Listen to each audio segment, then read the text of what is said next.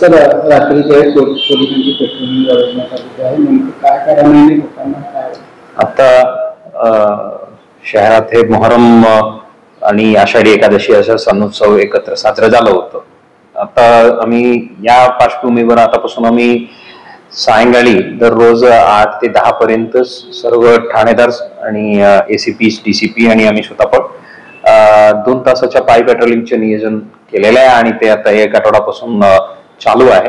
त्या दरम्यान जे विनाकारण मोटरसायकलवर फिरतात आणि टपरीत बसत गप्पा मारत बसत पब्लिकला त्रास देणारे न्यूसेन्स क्रिएटर जे आहेत त्या लोकांना टार्गेट करून त्यांच्या विरुद्ध मोटर वाहन कायदा असो किंवा महाराष्ट्र पोलीस कायदा असो अशा योग्य कायद्यानुसार त्यांच्या विरुद्ध कारवाई करण्याच्या मोहीम चालू आहेत.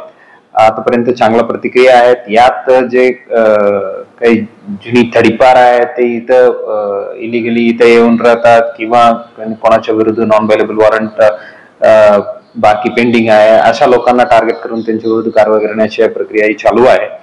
सर्व सोलापूरच्या जनतेला विनंती आहे, कामानिमित्त बाहेर पडले तर ठीक आहे, पण विनाकारण बाहेर येऊन मोटरसायकल सोडून चौकात बसणे वगैरे ते अवॉइड करावे.